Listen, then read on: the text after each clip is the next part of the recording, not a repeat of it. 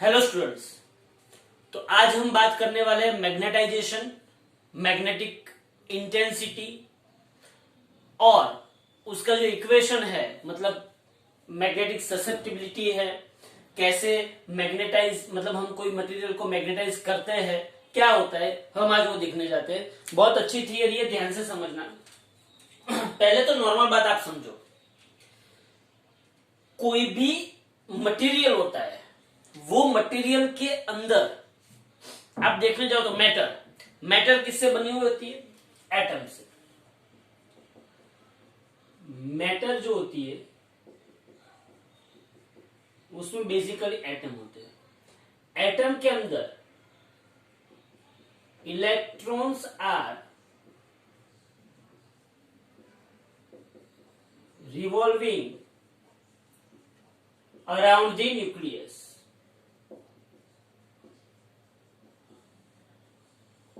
अब electron nucleus के आसपास घूम रहे हैं, और जब कोई भी इलेक्ट्रॉन न्यूक्लियस के आसपास है तो कहीं पे घूमता है विथ कांस्टेंट स्पीड, तब वो क्या क्रिएट मतलब क्या बनता है? वो इलेक्ट्रिक करंट। हाँ, तो electrons are revolving around the nucleus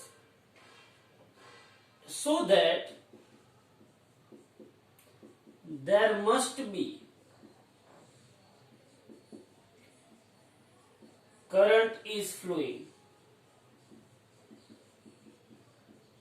और अगर ये करंट बहता है, क्या होता है? करंट बहता है तो आपको पता है, and due to this current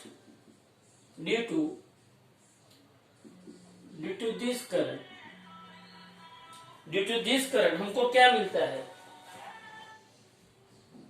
due to this current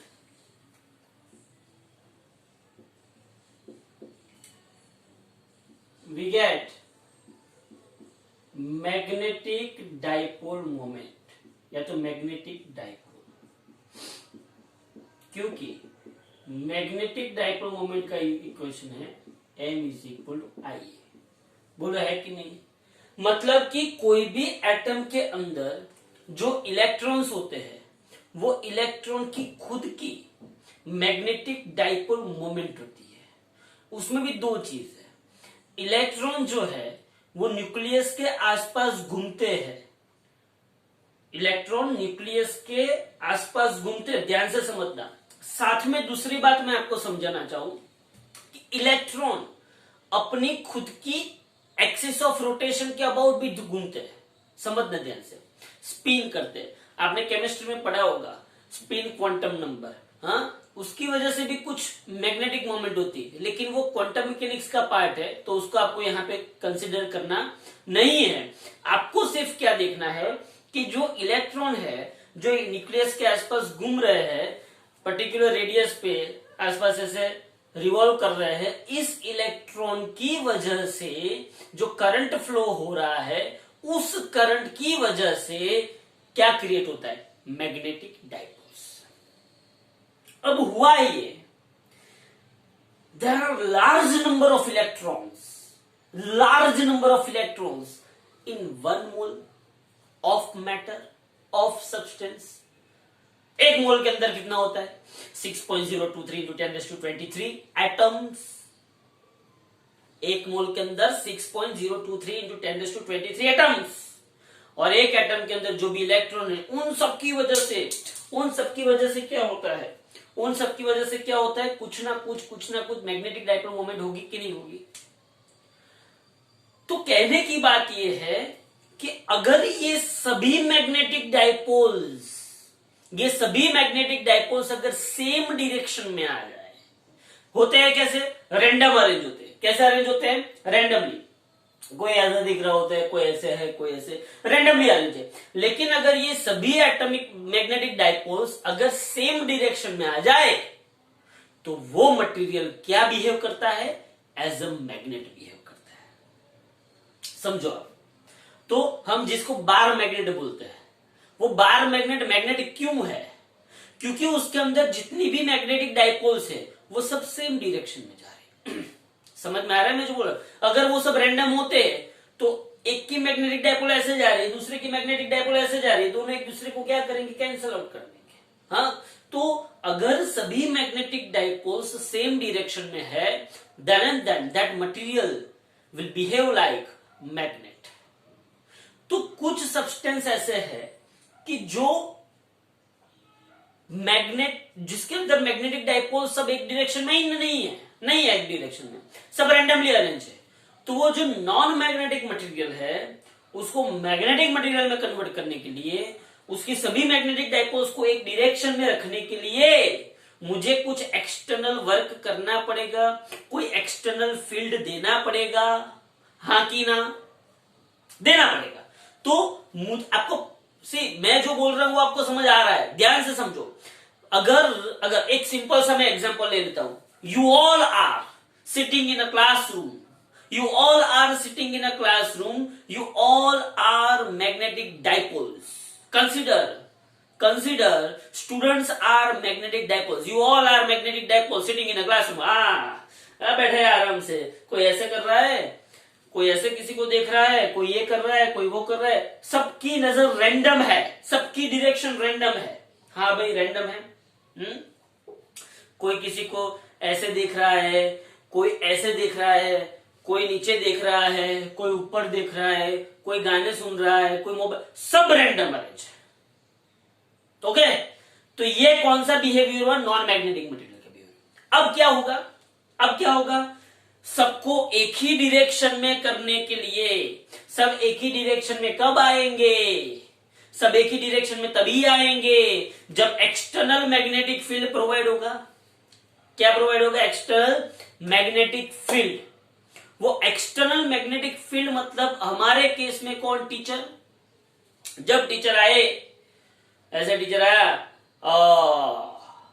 good morning students, ऐसा, तो धीरे धीरे सबकी डायरेक्शन ऐसे, धीरे धीरे सभी डायपोल्स, धीरे सभी डायपोल्स एक डायरेक्शन में अरेंज होना स्टार्ट करेंगे। ऐसे ही यहां पे अपना जो नॉन मैग्नेटिक मटेरियल है उसके अंदर सभी डायपोल्स रैंडमली अरेंज है। अब जब उसके ऊपर एक्सटर्नल मैग्नेटिक फील्ड प्रोवाइड की, मैंने क्या प्रोवाइड की, एक्सटर्नल मैग्नेटिक फील्ड, तब ये सभी डायपोल्स एक्सटर्नल मैग्नेटिक फील्ड की वजह से वो एक ही डायरेक्शन में अरेंज होने की शुरुआत करेंगे। और जब सभी मैग्नेटिक डायपोल्स एक ही डायरेक्शन में अरेंज हो जाते हैं तब उस मटेरियल को हम मैग्नेटिक मटेरियल कहते हैं। वो मैग्नेटिक प्रॉपर्टी को फॉलो करता है, उसके अंदर मैग्नेटिक फील्ड जनरेट होती है, वो नॉर्थ से साउथ दो पोल बनते हैं, वो सब कुछ होता है। तो ये जो मैग्नेटिक मटेरियल नहीं था उसमें से उसको मैग्नेट बनाया तो उसको मैग्नेटाइजेशन कहते हैं। क्या बोलते हैं उसको, मैग्नेटाइजेशन। जैसे हम लोगों ने आगे पोलराइजेशन देखा था वैसे यहां पे मैग्नेटाइजेशन है। लेकिन ये मैग्नेटाइजेशन समझने के लिए कुछ बेसिक बातें समझनी पड़ती है। तो यहां पे थोड़ी बातें हम समझते हैं कि समझो, यहां पे ये आपको मैग्नेटिक डायपोल, ये आपको पता है कि ये मैग्नेटिक डायपोल मोमेंट है। क्या ये बेसिक पता चला, मैं जो बोल रहा हूं पता चला। अब यहां पे देखो, सपोज कि मैंने एक सोलेनोइड लिया, क्या लिया, एक सोलेनोइड लिया। ये सोलेनोइड के अंदर मैंने ऐसे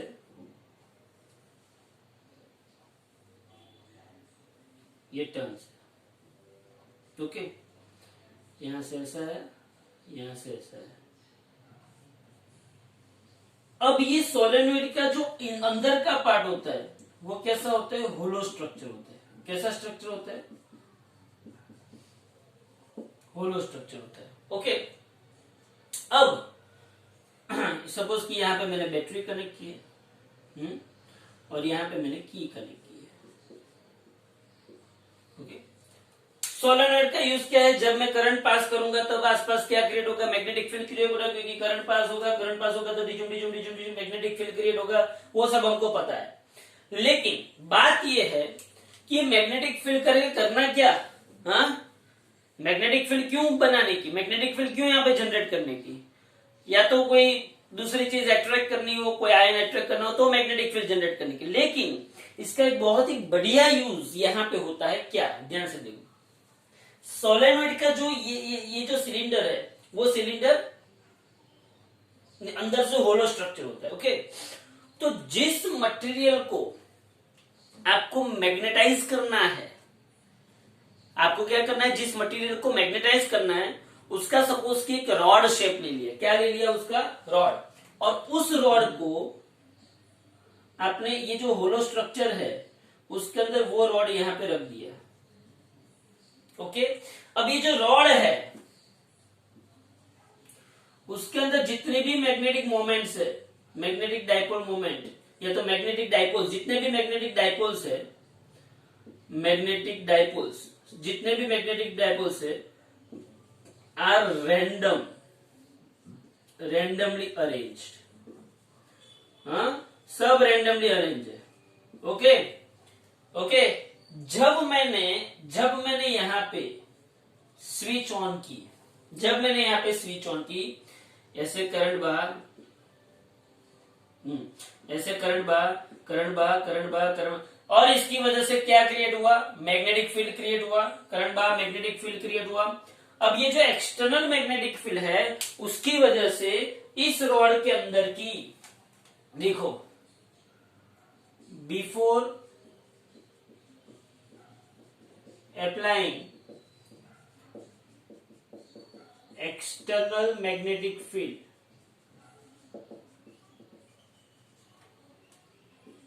magnetic dipoles in the rod are random in direction. Okay, तो ऐसी होगी मैग्नेटिक डाइपोल्स। अगर मैं इसको ऐसे ले लूं तो infinite number of magnetic dipoles, हाँ, और ये सभी मैग्नेटिक डाइपोल्स एक दूसरे से ऑपोजिट डायरेक्शन में होंगे। Okay, when this substance is placed, या तो this rod is placed in an influence of external magnetic field, external magnetic field मतलब कि अगर एक्सटर्नल मैग्नेटिक फील्ड के अंदर इसको जैसे ही रखा जाता है, ये बी एक्सटर्नल है, तो ये सभी डाइपोल्स जो है, सी डाइपोल मतलब क्या होता है, पहले मेरी बात समझो। डाइपोल मतलब क्या होता है, डाइपोल मतलब ऐसा, ये नॉर्थ है, साउथ है, और इसकी dipole moment south to north है। अब जब ये एक्सटर्नल मैग्नेटिक फील्ड आएगा तो ये क्या होगा, नॉर्थ होगा, और ये क्या होगा, ध्यान से समझना, मैग्नेटिक फील्ड जहां से स्टार्ट होती है वो नॉर्थ, और जहां पे मतलब मिलती है वो साउथ। अब ध्यान से समझना, इसके अंदर जो डाइपोल होगा, डाइपोल समझो, डाइपोल की डाइपोल मोमेंट मतलब डाइपोल जो है वो डाइपोल भी नॉर्थ साउथ भी है, तो ये साउथ है यहां पे, और ये यहां पे क्या है, नॉर्थ है, समझो आप। तो क्या करेगा ये, इसका, ये साउथ है तो इसका नॉर्थ यहां पे आएगा और ये साउथ यहां पे आएगा। अब डाइपोल मोमेंट कहां से कहां होती है, डाइपोल मोमेंट की डायरेक्शन साउथ टू नॉर्थ होती है, तो इसका मतलब ये हुआ कि इसकी डाइपोल मोमेंट जो है वो एक्सटर्नल मैग्नेटिक फील्ड की डायरेक्शन में अलाइन हुई कि नहीं हुई, समझ में आ रहा है। डाइपोल मतलब क्या, जिसका साउथ एंड नॉर्थ है, बराबर, ये डाइपोल है। ओके, पहले वो रैंडम अरेंज था। ओके, लेकिन जब मैंने एक्सटर्नल मैग्नेटिक फील्ड प्रोवाइड की, ये नॉर्थ है और ये क्या है, साउथ है, ये नॉर्थ है और ये क्या है, साउथ है। अब ये नॉर्थ एंड साउथ है तो सीधी सी बात, ये जो डाइपोल जिसके खुद का भी एक नॉर्थ एंड एक साउथ पोल है, उसका north pole external magnetic field के साउथ पोल के साथ अट्रैक्ट होगा कि नहीं होगा, और इसका south pole external magnetic field के नॉर्थ पोल के साथ अट्रैक्ट होगा कि नहीं होगा। और जब वो अट्रैक्ट होगा मतलब कि इस डाइपोल ने अपने आप को एक्सटर्नल मैग्नेटिक फील्ड के साथ क्या कर दिया है, अरेंज कर दिया, अलाइन कर दिया है। तो ऐसे सभी डाइपोल्स क्या करेगी, एक्सटर्नल मैग्नेटिक फील्ड की डायरेक्शन में अलाइन हो जाएगी। पहले यहाँ पे जब सबका वेक्टर एडिशन करता था तो एम नेट क्या हो जाता, जीरो हो जाता था। हाँ, एम नेट क्या हो जाता था, जीरो। लेकिन यहाँ ये वेक्टर है, वेक्टर एडिशन करना पड़ेगा। अगर मैं वेक्टर एडिशन करता हूं तो एम नेट क्या हो जाता है यहाँ पे जीरो। कब? जब मैंने एक्सटर्नल मैग्नेटिक फील्ड प्रोवाइड नहीं की है तब। जब ये मटेरियल ऐसा ही रखा हुआ है, हाँ ऐसा ही रखा हुआ है, जब क्लास में कोई टीचर नहीं है, जब क्लास में कोई टीचर नहीं है तो सब क्या करेंगे, उसके नेट मैग्नेटिक मोमेंट क्या हो जाएगी, जीरो हो जाएगी। लेकिन जैसे एक्सटर्नल मैग्नेटिक फील्ड प्रोवाइड करता हूं, जैसे क्लास में टीचर आते हैं वैसे धीरे धीरे धीरे धीरे सभी डाइपोल्स एक ही डायरेक्शन में अरेंज होना स्टार्ट होती है और तब मुझे नेट मैग्नेटिक मोमेंट मिलती है। क्या मिलती है मुझे? नेट मैग्नेटिक मोमेंट मिलती है। इसमें थोड़े थोड़े पैरामीटर ऐसे है कि जैसे कि टेम्परेचर इफेक्ट करता है, मटेरियल की कैरेक्टरिस्टिक इफेक्ट करती है। ये मैं आपको नॉर्मल सिचुएशन बता रहा हूं, फिर मैं इसके स्पेशल केसेस बताऊंगा। तो ये आपको पता चला। तो यहां पे जब ये हो जाता है तब एम नेट जीरो होती नहीं है। बोलो भाई, सबको इतना पता चला? इतना पता चला। तो ये जो अनमैग्नेटाइज मटेरियल उसको हम क्या करेंगे, मैग्नेटाइज करेंगे। समझ में आ रहा है? अनमैग्नेटाइज मटेरियल को हम यहाँ पे क्या करेंगे, मैग्नेटाइज करेंगे। तो ये हमारा एक धर्म है कि हम अनमैग्नेटाइज मटेरियल को मैग्नेटाइज करें। पहले एम नेट क्या था, जीरो था, अब एम नेट क्या होता है, नॉन जीरो होता है। फिर क्या हुआ कि फिर हम लोगों को एक और बात पता चली कि आप लोगों ने केमिस्ट्री में कुछ पढ़ा होगा कि there are 3 types of material. एक डायामैग्नेटिक मटेरियल होते हैं, फिर क्या होते हैं, पैरामैग्नेटिक मटेरियल होते हैं, और फिर क्या होते हैं, फेरोमैग्नेटिक मटेरियल होते हैं। मैं बहुत डिटेल में भी इसके नहीं जाऊंगा, लेकिन शॉर्ट एंड स्वीट मेथड में मैं आपको समझा देता हूं कि डायामैग्नेटिक मटेरियल मतलब ऐसे स्टूडेंट्स जो टीचर आए, प्रिंसिपल आए कि कोई भी आए, वो अपनी डाइपोल को वो टीचर की डायरेक्शन में करेंगे ही नहीं। या तो मैं ऐसा समझ लूं कि डायामैग्नेटिक मटेरियल्स कभी भी मैग्नेटिक फील्ड को सपोर्ट करते नहीं है। डायामैग्नेटिक मटेरियल्स जो है वो अपोज करते हैं किसका, एक्सटर्नल मैग्नेटिक फील्ड का। एक्सटर्नल मैग्नेटिक फील्ड का क्या करते हैं, अपोज। पैरामैग्नेटिक मटेरियल कैसे है, सी डायामैग्नेटिक मटेरियल का मैं एक और एग्जांपल समझाता हूं।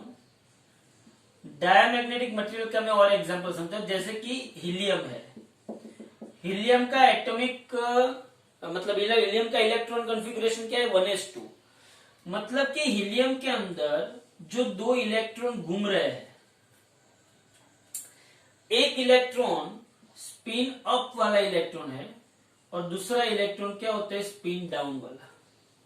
जो इलेक्ट्रॉन स्पिन अप वाला इलेक्ट्रॉन है उसकी मैग्नेटिक डाइपोल मोमेंट और ये स्पिन डाउन वाला जो इलेक्ट्रॉन है उसकी मैग्नेटिक डाइपोल मोमेंट दोनों एक दूसरे के कौन सी डायरेक्शन में, ऑपोजिट डायरेक्शन में है, एक दूसरे से ऑपोजिट डायरेक्शन में है। तो यहाँ पे एम नेट क्या हो जाएगा, जीरो हो जाएगा। इसीलिए इसको कौन सा मटेरियल बोलते हैं, डायामैग्नेटिक मटेरियल। डायामैग्नेटिक मटेरियल जो होता है उसमें मैग्नेटिक डाइपोल मोमेंट सबकी क्या होती है, एक दूसरे से ऑपोजिट होती है। पैरामैग्नेटिक एंड फेरोमैग्नेटिक मटेरियल जो है कौन है, पैरामैग्नेटिक एंड फेरोमैग्नेटिक, उसमें सिर्फ फर्क इतना है, दोनों मैग्नेट, डायामैग्नेटिक कभी भी आजीवन मैग्नेट नहीं बनेगा, लेकिन पैरामैग्नेटिक एंड फेरोमैग्नेटिक मैग्नेट बनेंगे। लेकिन क्या है कि एक्सटर्नल मैग्नेटिक फील्ड प्रोवाइड किया तो पैरा एंड फेरो दोनों सेम डायरेक्शन में हो जाएंगे, मतलब उसके दोनों के अंदर डाइपोल सेम डायरेक्शन में हो जाएगी। किसमें, पैरामैग्नेटिक एंड फेरोमैग्नेटिक में। पैरामैग्नेटिक एंड फेरोमैग्नेटिक दोनों में डाइपोल्स सेम डायरेक्शन में हो जाएंगे। कब, जब एक्सटर्नल मैग्नेटिक फील्ड प्रोवाइड किया तब।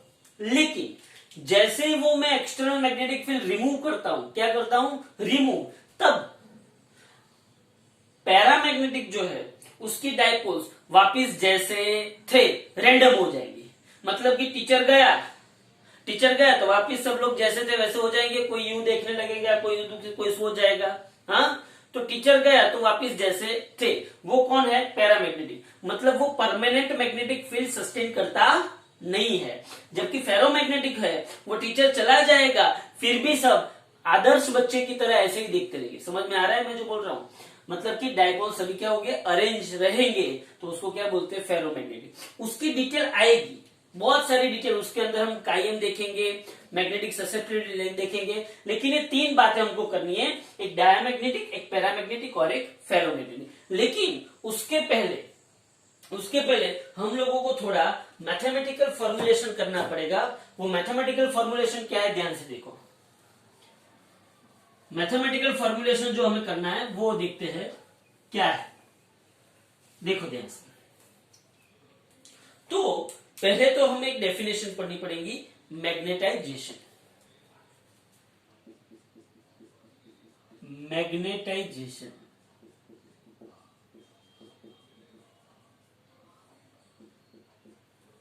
Magnetisation is nothing but net magnetic dipole moment. Net magnetic dipole moment, net magnetic dipole moment per unit volume is known as magnetisation. Okay, magnetisation को हम किससे रिप्रेजेंट करते हैं? एम से। It is a vector quantity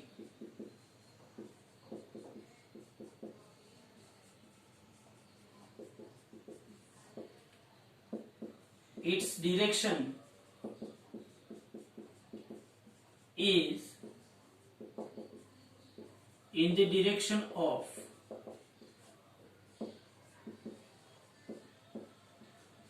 m net। तो मैग्नेटाइजेशन m is nothing but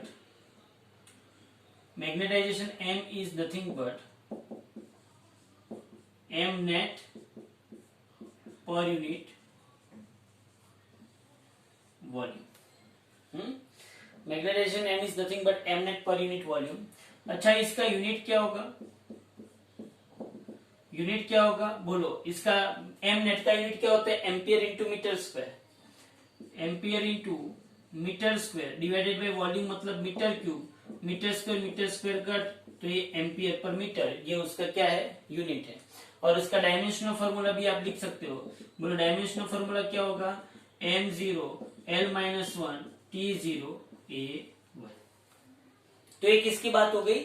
magnetisation capital M की बात हो गई। याद रखना, मैग्नेटाइजेशन में किससे रिप्रेजेंट करता हूं? Capital M। अब यहां पे देखो, जब मैं मटेरियल को एक्सटर्नल मैग्नेटिक फील्ड प्रोवाइड करता हूं, ध्यान से समझना, ये बी एक्सटर्नल है और इसके अंदर सभी मैग्नेटिक डाइपोल्स एक डायरेक्शन में आ गए, तो सोचो अंदर मैग्नेटिक फील्ड कितना होगा? अंदर मैग्नेटिक फील्ड कितना होगा? The magnetic field inside the material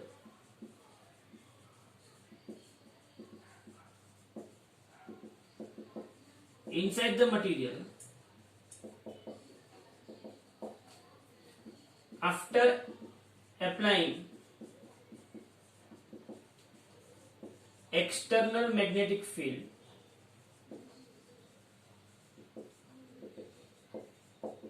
is more than the B external। ये जो एक्सटर्नल मैग्नेटिक फील्ड मैंने प्रोवाइड किया, उसकी वजह से ये डाइपोल सभी एक डायरेक्शन में अरेंज हुए। तो अब जो अंदर जो मैग्नेटिक फील्ड होगी ना, the magnetic field inside the material, हाँ, अंदर जो मैग्नेटिक फील्ड होगी उसका जो मैग्नीट्यूड है वो बी एक्सटर्नल से क्या होगा? ज्यादा होगा, क्योंकि ये जो अंदरूनी मैग्नेटिक डाइपोल्स है, ये जो अंदरूनी मैग्नेटिक डाइपोल्स है, वो खुद का एक नया मैग्नेटिक फील्ड क्रिएट करेगी, सेम डायरेक्शन में है इसलिए। हाँ, तो एक खुद का मैग्नेटिक फील्ड क्रिएट करेगी, तो this magnetic field is added into this B external. Okay, तो ये जो डाइपोल्स है उसका खुद का मैग्नेटिक फील्ड जो है ये बी एक्सटर्नल में क्या होगा, ऐड होगा, तो सीधी सी बात है अंदर मैग्नेटिक फील्ड क्या होगी, ज्यादा होगी। तो ये मैंने किसके बारे में लिखा, मैग्नेटाइजेशन के बारे में। ओके, तो मैग्नेटाइजेशन क्या है, the net magnetic dipole moment पर unit volume. Net magnetic dipole moment, net magnetic dipole moment मतलब जब मैं एक्सटर्नल मैग्नेटिक फील्ड प्रोवाइड करता हूं, जब मैं एक्सटर्नल मैग्नेटिक फील्ड प्रोवाइड करता हूं तब सभी डाइपोल्स एक डायरेक्शन में अरेंज हो जाती है, तब मुझे एम नेट कुछ मिलता है। और अगर मैं एक्सटर्नल मैग्नेटिक फील्ड प्रोवाइड नहीं करता हूं तो सभी डाइपोल्स रैंडम अरेंज होती है, तो एम नेट क्या होता है, 0 होता है। बोलो इतना पता चला। अच्छा, एक और बढ़िया सी बात है इसके अंदर, हाँ ये आपको सबको पता चल गया, तो इसको मैं मिटा देता हूं। Okay, matter, atom, n is equal to n, ये सब आपको पता चल गया। चलो एक और बढ़िया सी बात है इसके अंदर, ध्यान से सुनना।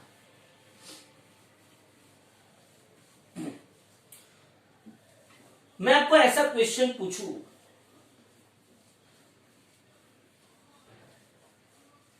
कि what is the magnetization of vacuum,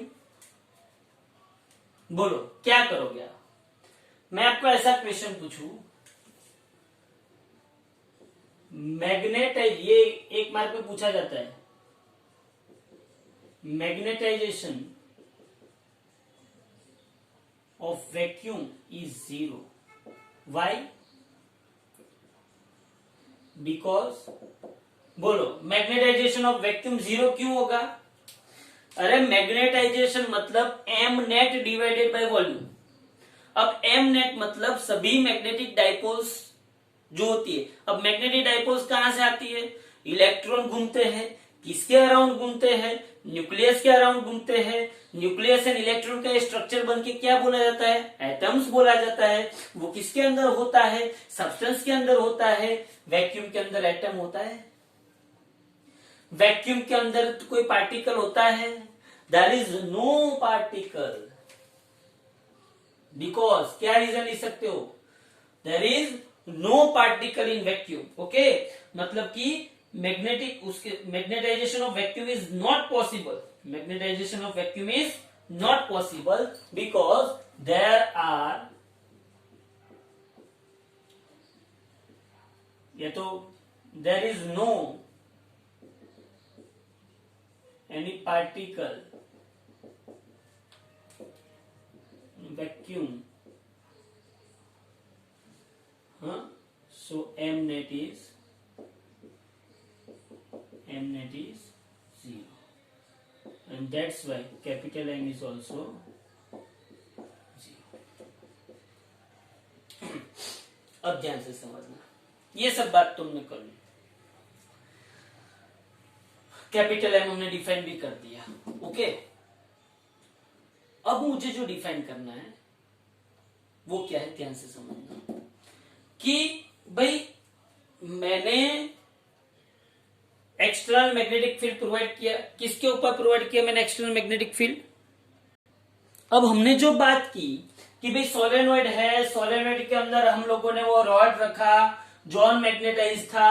हाँ, अब मैं आपको ऐसा कहना चाहता हूं कि सोलेनोइड जो है has number of turns per unit length क्या होता है, एन होता है। तो उसकी वजह से जो मैग्नेटिक फील्ड क्रिएट हुआ, उसकी वजह से, so external magnetic field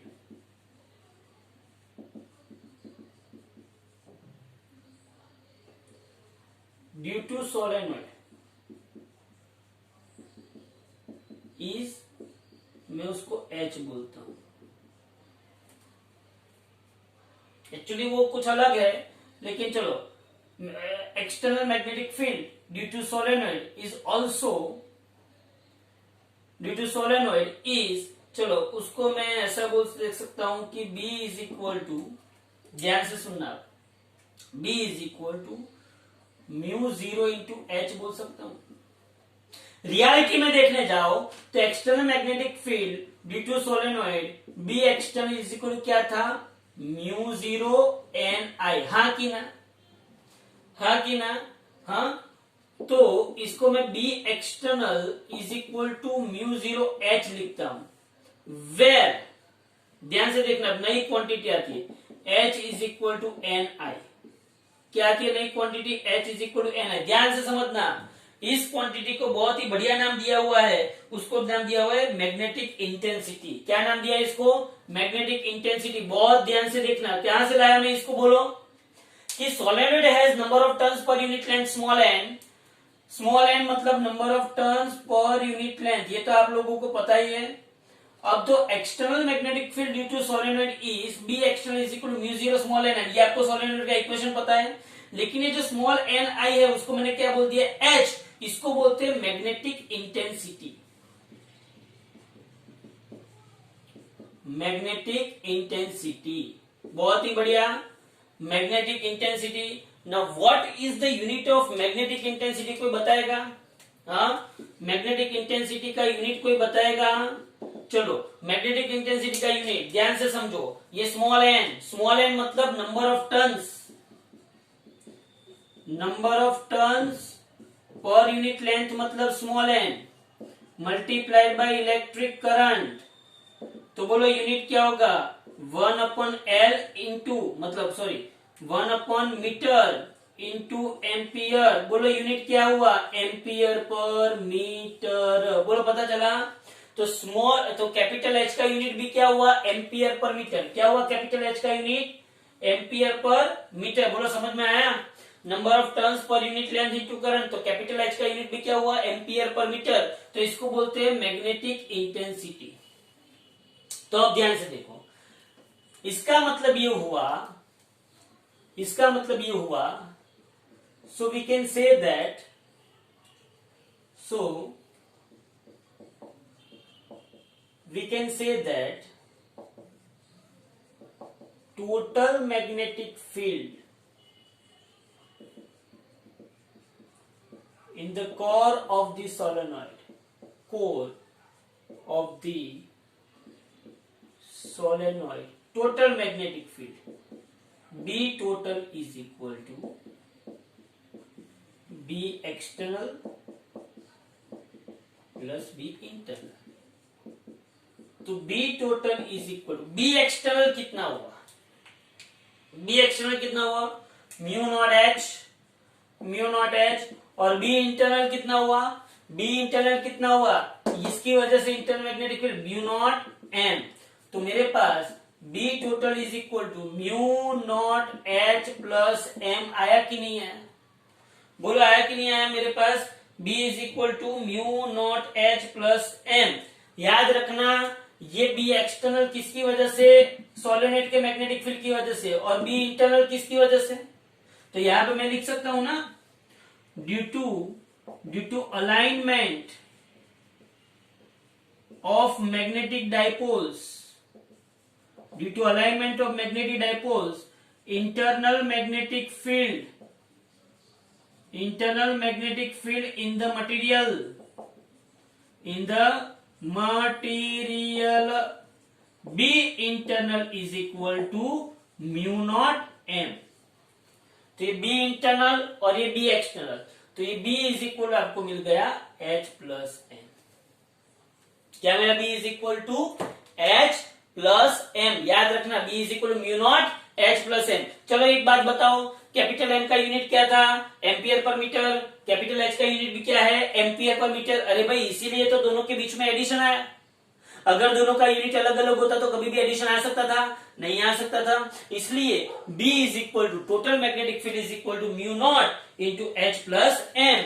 तो किताबों के अंदर ये इक्वेशन तो आपको याद रखना ही है। किताबों के अंदर H का एक नया इक्वेशन भी मिला जाता है। कौन सा इक्वेशन बताऊं? चलो, so B by mu naught is equal to H plus M। तो आपको H का एक नया इक्वेशन भी मिला जाता है, B by mu naught minus M। ये एक इक्वेशन भी आपको बताया जाता है। Okay fine. तो याद रखना, ये भी एक equation, magnetisation intensity, magnetic intensity. याद रखना, ये मैग्नेटाइजेशन है, ये मैग्नेटिक इंटेंसिटी है, दोनों का यूनिट सेम है। ओके, तो एच का एक इक्वेशन क्या है, small n into I. H का दूसरा इक्वेशन क्या है, B by mu naught minus n. Okay, ये सब तो हो गया। इसके साथ ही फिर उन लोगों को पता चला कि अरे भाई यहाँ पे तो हमको एक और चीज मिलने को मिली। हाँ, यहाँ पे तो एक और चीज मुझे मिलने को मिली कि भाई जो कैपिटल एम है, सीधी सी बात है, सोलेनोइड के अंदर में जितना करंट ज्यादा पास करूंगा, सोलेनोइड के अंदर में जितना करंट ज्यादा पास करूंगा, फिर से बोल रहा हूं, ये मैग्नेटिक डाइपोल्स एक डायरेक्शन में कब अरेंज हुए, जो रॉड था वो रॉड के अंदर मैग्नेटिक डाइपोल्स जो थी वो एक डायरेक्शन में कब अरेंज हुई, जब एक्सटर्नल मैग्नेटिक फील्ड प्रोवाइड किया तब। अब ये एक्सटर्नल मैग्नेटिक फील्ड किसकी वजह से प्रोवाइड हुआ, जब करंट बढ़ा तब। ये करंट जितना ज्यादा होगा उतना बी एक्सटर्नल ज्यादा होगा, ये बी एक्सटर्नल जितना ज्यादा होगा उतना एम नेट ज्यादा होगा, ये एम नेट जितना ज्यादा होगा उतना कैपिटल एम ज्यादा होगा, और ये कैपिटल एम जितना ज्यादा होगा उतना बी इंटरनल ज्यादा होगा। इसका मतलब ये हुआ कि ये जो एम है, एम जो है मैग्नेटिक, ये तो मैग्नेटाइजेशन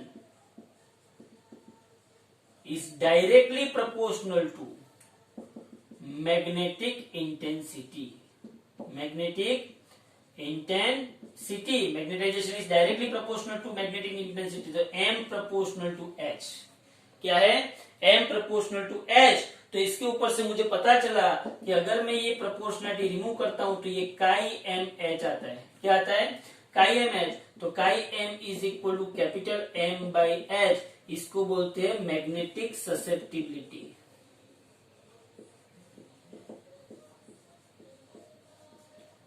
मैग्नेटिक ससेप्टिबिलिटी, बोलो मैग्नेटिक ससेप्टिबिलिटी का यूनिट क्या होगा, यूनिटलेस होगा ना, क्योंकि ऊपर एम है और नीचे क्या है, एच। तो बोलो पता चला। फिर से बोल रहा हूं, सोलेनोइड ले लो, उसके अंदर एक कोर जो है उसके अंदर एक रॉड रख दो जिसको मैग्नेटाइज करना है। उसके ये रॉड के अंदर सभी मैग्नेटिक डाइपोल मोमेंट क्या, सभी मैग्नेटिक डाइपोल क्या है, रैंडमली डायरेक्टेड है, बराबर है। जब मैं सोलेनोइड के अंदर मैंने क्या बहाया, करंट बहाया, मतलब मुझे एच मिला, और उस करंट ज्यादा तो एच ज्यादा तो बी एक्सटर्नल ज्यादा तो एम नेट ज्यादा, मैग्नेटिक डाइपोल सब एक ही डायरेक्शन में अरेंज होगी, एम नेट ज्यादा तो कैपिटल एम ज्यादा। इनडायरेक्टली कैपिटल एच ज्यादा तो कैपिटल एम ज्यादा, मतलब कि M is directly proportional to H. तो एम इज इक्वल टू काई एम एच। तो ये जो काई एम है उसको बोलते हैं मैग्नेटिक ससेप्टिबिलिटी। ये क्या कहती है कि आपका जो मटेरियल है वो एक्सटर्नल मैग्नेटिक फील्ड को कितना रिस्पॉन्स करता है। See this chi M magnetic susceptibility define करती है कि जो मटेरियल हमने यूज किया है वो मटेरियल एक्सटर्नल मैग्नेटिक फील्ड का कैसा रिस्पॉन्स देता है। उसको एक्सेप्ट करता है, उसको थोड़ा सा एक्सेप्ट करता है, उसको ना बोल देता है कि तेरे को आना ही नहीं है। समझ में आ रहा है, एक्सेप्ट करता है या तो पार्शियली पूरा एक्सेप्ट करता है या तो पार्शियली एक्सेप्ट करता है, तो उसको ना बोल देता है कि तेरे को अंदर घुसना ही नहीं है, जैसे कि डायमैग्नेटिक मटेरियल। ओके, तो ये सब कुछ हम किससे रिप्रेजेंट करते हैं, मैग्नेटिक ससेप्टिबिलिटी से। किससे, मैग्नेटिक ससेप्टिबिलिटी। ओके, तो अब हमारे पास थोड़ा सा एक पोर्शन बाकी बचा है। हाँ, वो पोर्शन हम कर देते हैं। क्या है पोर्शन, ध्यान से देखो। तो हमारे पास इतना सा तो आ गया। अब देखो यहां पे, अब ये पूरी थियरी है साथ में, ये यहां से स्टार्ट किया, एक पेज, दूसरा पेज और ये तीसरा पेज, और ये चौथा अभी लिख रहा हूं। ये पूरी थियरी, मोस्ट टाइम की थियरी। नाउ बोलो, टोटल मैग्नेटिक फील्ड का इक्वेशन क्या था, total magnetic field B total is equal to mu naught H plus M था। तो बोलो B naught, B total mu naught, M is equal to काई M H लिख सकते हैं। हाँ, तो एच प्लस काई एम एच। तो यहाँ पे लिखने का है कि m इज इक्वल टू काई एम एच। तो B total is equal mu naught 1 plus काई एम इंटू एच आ गया। म्यू नॉट 1 प्लस काई एम इंटू एच। लेट हम ऐसा लिख सकते हैं, क्या लिख सकते हैं? 1 प्लस काई एम। याद करो हमारे पास 1 प्लस काई एम क्या हो सकता है? तो मैं ऐसा लिख सकता हूं कि रिलेटिव परमियाबिलिटी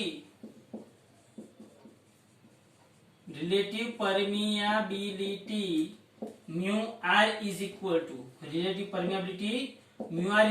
1 प्लस काई एम, क्योंकि ये रिलेटिव परमियाबिलिटी है। रिलेटिव मतलब permeability of medium divided by permeability of vacuum. तो ये भी यूनिटलेस, ये भी यूनिटलेस और ये भी यूनिटलेस, क्योंकि काई एम खुद क्या है? यूनिटलेस है। तो ये mu R is equal 1 plus काई एम।